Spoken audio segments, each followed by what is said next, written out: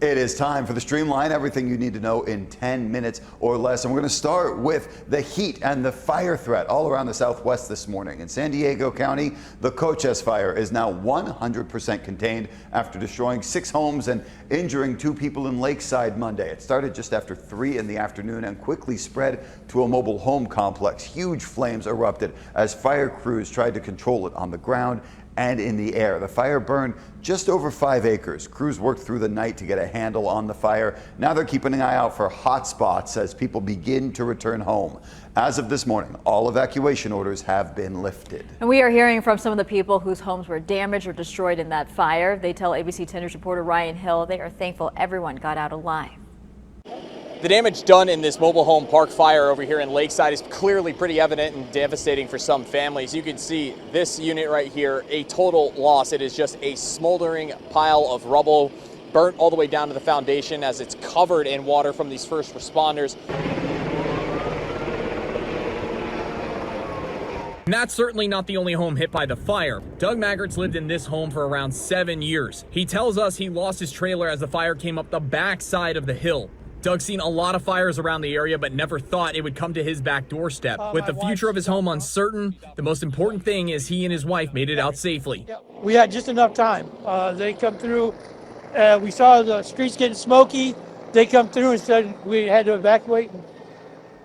Next thing you know, nothing's left. Other homes got hit by the fire too. Another neighbor, Bob Haynes, tells me the flames were warping parts of his trailer. He was trying to put out what he could with a garden hose. Bob tells me a massive tree, some of his family's belongings outside, and the back of his trailer got burned. But we're very lucky. We're very grateful because there's other houses that have burned down. And also we have houses just 2 from us that are both gutted. They're burned down. Ryan Hill, ABC 10 News. A developing story on Capitol Hill this morning. The House Oversight Committee has received and now released its first batch of documents from Jeffrey Epstein's estate. And they include this birthday note to Epstein, allegedly signed by Donald Trump, though the president denies writing or signing it. It includes a crude drawing of a woman's body and reads, quote, "We have certain things in common, Jeffrey. Enigmas never aged. Have you noticed that?" Then at the bottom, another quote saying, "A pal is a wonderful thing. Happy birthday, and may we every day be another wonderful secret." The letter had a typed signature, Donald J. Trump, underneath, handwritten in thick marker, Donald. When it was first reported by the Wall Street Journal in July, President Trump called it fake. I don't even know what they're talking about. Now, somebody could have written a letter and used my name. It's not clear yet what other information the committee has received or when the public may receive it. Lawyers for Epstein's estate say more documents will be turned over on a rolling basis. Meanwhile, the White House is planning more raids across the city of Chicago. The Trump administration says the operation, called the Midway Blitz, will target undocumented immigrants with criminal backgrounds. But Illinois Governor J.B. Pritzker says he hasn't heard anything from the White House about this operation and that it was not coordinated with the state. Still unclear whether National Guard or other military troops will be deployed to the city. Now, this comes after the president's big win at the Supreme Court. The nation's top justices are giving federal agents a green light to make stops in L.A. that some have called racial profiling. ABC 10's reporter Laura Acevedo shows us what this means for San Diego County.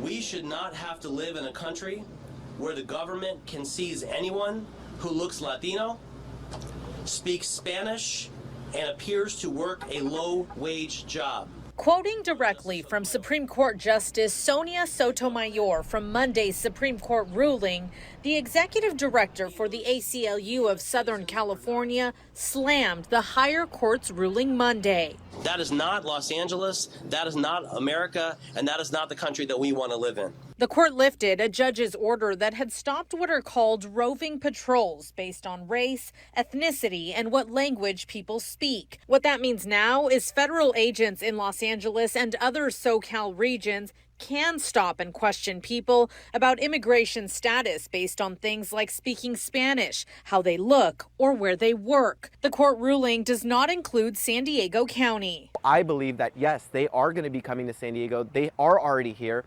and they are already targeting Mexican people. They are already racially profiling. Arturo Gonzalez is a San Diego-based activist, most recently helping buy out street vendors so they can stay home out of immigration enforcement fears. They unfortunately are working in fear, but they have to. They have to come out here because this is the only way that they can make ends meet. In its 6-3 ruling, the court says ethnicity alone cannot create suspicion for stopping someone. However, they decided it can be a, quote, relevant factor along with others. Gonzalez worries that could lead to even U.S. citizens getting stopped. It is better to be safe than sorry. Definitely carry a passport with you. DHS Secretary Kristi Noem called Monday's ruling, quote, a win for the safety and security of the American people. The original lawsuit will now continue to play out in the lower courts here in California. Laura Acevedo, ABC 10 News. Governor Newsom also issued a statement on the Supreme Court ruling saying in part, quote, Trump's private police force now has a green light to come after your family and every person is now a target, but we will continue fighting these abhorrent attacks on Californians. Today, Apple is set to unveil its next lineup of iPhones, but prices could be higher because of President Trump's global trade war. The phones are made in China and India, and those countries face some of the steepest tariffs from the Trump administration. Analysts predict Apple may raise prices by $50 to $100 on some of the newer models. Nowadays, people are always looking for ways to make ends meet, and now many are using their backyards to make some extra cash. This pool started off as Lisa Brown's sanctuary, but through the years, it's evolved into an income generator. Thanks to Swimply, an app where homeowners can list their pools, tennis, pickleball, and basketball courts for rent.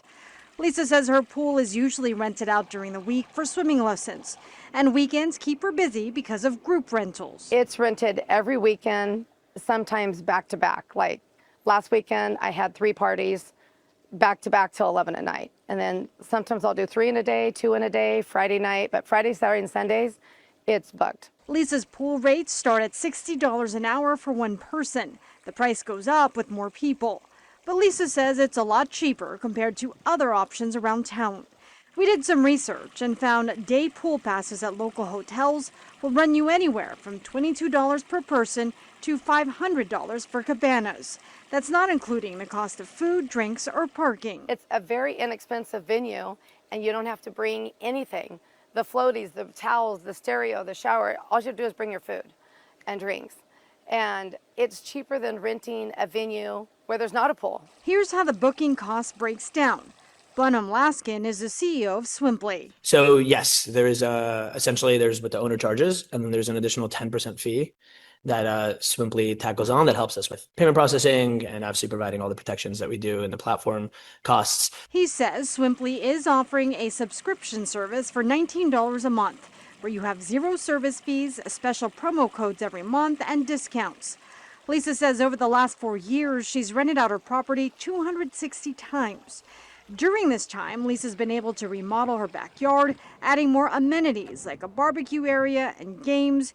The property also has its own professional greeter, her pet pig, Hamilton. Lisa says income from the bookings have helped pay for those changes and maintenance of her backyard. Marie Cornell, ABC 10 News. And that's your ABC 10 News Streamline. Everything you need to know today in under 10 minutes.